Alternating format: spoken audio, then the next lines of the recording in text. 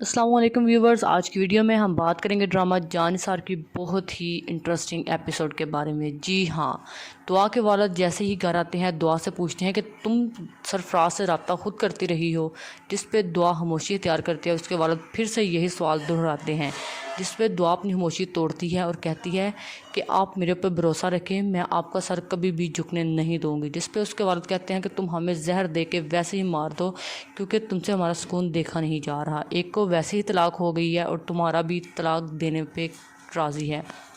आप लोगों ने मेरी इज़्ज़त को हाथ में मिला दिया है। ये सब कुछ कहने के बाद दुआ का वालिद वहाँ से चला जाता है और दुआ बेबसी की हालत में अपने पेरेंट्स को देख रही होती है।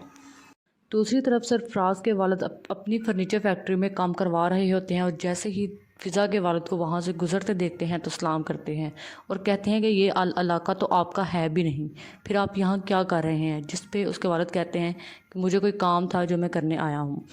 इसके बाद वो कहते हैं कि मैं बहुत टाइम से आपसे मिलने की कोशिश कर रहा था और आपसे माफ़ी मांगने की भी हिम्मत मुझ में नहीं हो रही थी, और इतनी भी हिम्मत नहीं थी कि मैं फ़िज़ा बेटी से खुद आकर माफ़ी मांगता।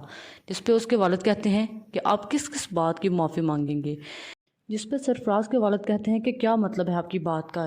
इस पे फ़िज़ा के वालिद कहता है कि इसका मतलब ये है कि तुम्हारा बेटा पहले तो मेरी बेटी को तलाक दे चुका है, और अगर बात तलाक तक ही होती तो कोई मसला नहीं था, लेकिन वो सरेआम हर बंदे के सामने कह रहा है कि वो गजनवी को तलाक दिलवा के दुआ से शादी करेगा। जिस पे सरफराज के वालिद का शर्मिंदगी से सर झुक जाता है, और साथ ही दुआ के वालिद कहते हैं कि अगर आपने अपने बेटे को काबू में ना किया तो मैं उसका वो हशर करूँगा कि आप माफ़ी मांगने के काबिल भी नहीं रहेंगे। ये सब सुनने के बाद सरफराज के वालिद घर जाते ही सरफराज से सवाल करते हैं कि क्या तुम ये सब कुछ कर रहे हो। जिस पे सरफराज कहता है कि हाँ, मैं दुआ से शादी करना चाहता हूँ, और ये कहने के बाद वो वहाँ से उठ के चला जाता है।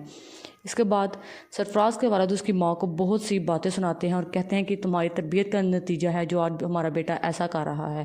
पहले उसने एक बेटे की ज़िंदगी बर्बाद की, अब वो दूसरी की ज़िंदगी बर्बाद करने में तुला हुआ है। जिस पे सरफराज की वालदा कहती हैं कि आप तो सिर्फ मेरे बेटे को ही बातें सुनाने में बिजी रहते हैं, आपको कोई और गलत लगता ही नहीं, आपको सिर्फ मेरा बेटा ही गलत लगता है। इस पे सरफराज के वालिद कहते हैं कि अगर तुमने अपने बेटे की तरबियत ठीक से की होती तो आज ये दिन हमें देखने को ना मिलता।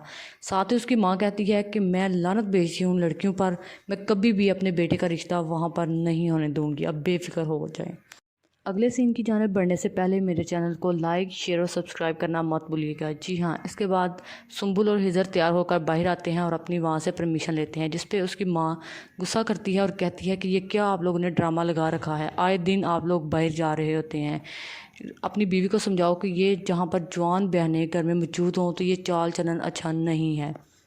जिस पे हिजर कहता है कि माँ, सुंबुल का दिल कर रहा था आइसक्रीम खिलाने का तो मैं उसको पास से ही खिला लाता हूँ। जिस पे उसकी माँ कहती है कि ये कोई छोटी बच्ची है जिसका दिल कर रहा था आइसक्रीम खाने का और तुम खिलाने चले जा रहे हो। सारा दिन तो ये बिस्तर तो तोड़ती है और जैसे ही तुम्हारे घर आने का वक्त होता है सुरही पाउडर लगाती है और बाहर चली जाती है। ये अच्छी बहू के चाल चलन नहीं है, और तुम्हें भी थोड़ी हया करनी चाहिए। तुम्हारी जवान बहनें घर में मौजूद है और तुम इस तरह के चाल चलन कर रहे हो। इसके बाद वो साथ ही सुंबुल को कहती है कि अभी कमरे में जाओ और सुबह से तुम खीर में हाथ डालो और साथ ही किचन को संभालना शुरू कर दो, कब तक हम तुम्हारी इस तरह नजरें उठाएंगे। दूसरी जानिब दुआ की माँ सोच सोच के इस तमाम हालात को उनका बीपी शूट हो जाता है और साथ ही वो बेहोश हो जाती हैं। इतने में वो हॉस्पिटल पहुंचती हैं। डॉक्टर बताती हैं कि कोई सेहत सदमा इन्हें लिया है जिसकी वजह से इनकी यह हालत हुई है, इनको लिहाजा दोबारा से इस तरह का डिप्रेशन मत होने दिया जाए। इसके बाद वो घर आ जाती हैं और जैसे ही दुआ उनको चादर ऊपर देने लगती है तो फ़िज़ा उसको रूम से बाहर ले आती है और कहती है कि मेरी माँ से दूर रहो, मेरा बच्चा तुमने खाया, मुझे तलाक तुम्हारी वजह से हुई और अब तुम मेरी माँ को खाना चाहती हो। इस पर उसके वालिद भी सुन रहे होते हैं और कहते हैं कि मैंने तुम्हें कहा था कि कमरे की हद तक महदूद रहो, फिर तुम बाहर क्यों आई हो, जब तक तुम्हारा फ़ैसला नहीं हो जाता तुम कमरे से बाहर नहीं निकलोगी। ये सब सुनने के बाद दुआ फ़ौरन से गजनवी को कॉल करती है। गजनवी उसकी कॉल को इग्नोर कर देता है। शाम के वक्त गजनवी उसके पेरेंट्स सारे बाहर लॉन में बैठे होते हैं और कशमाला गजनवी के लिए चाय बना के लाती है। जैसे ही वो चाय देती है इतने में दुआ की कॉल आ रही होती है। اور غزنوی کال کو سائلنٹ کر دیتا ہے۔ یہ سب کچھ کشمالہ دیکھ لیتی ہے اور وہ غصے کی حالت میں اندر چلی جاتی ہے۔ اس کے بعد دعا کے ابا سائیں ان کو سمجھاتے ہیں کہ بیٹے تم جانتے ہو کہ دعا نے کیا کچھ کیا ہے، یہ سب کچھ جاننے کے باوجود بھی تم کوئی صحت فیصلہ نہیں لے رہے۔ میں نے تمہیں کہا تھا کہ کم عقل، کم ظرف اور کم نسب لڑکی سے شادی مت کرو، لیکن تم نے میری بات نہیں مانی۔ اگر یہ اچھے حسب نسب کی مالک ہوتی تو آج یہ سب ہمیں نہ دیکھنا پڑتا، لیکن تم نے کسی کی بھی بات نہیں سنی اور تم نے وہ کیا جو تم کرنا چاہتے تھے۔ ہوپ سو آپ کو میری ویڈیو اچھی لگی ہوگی، تو میرے چینل کو لائک، شیئر اور سبسکرائب کرنا مت بھولیے گا۔ اللہ حافظ۔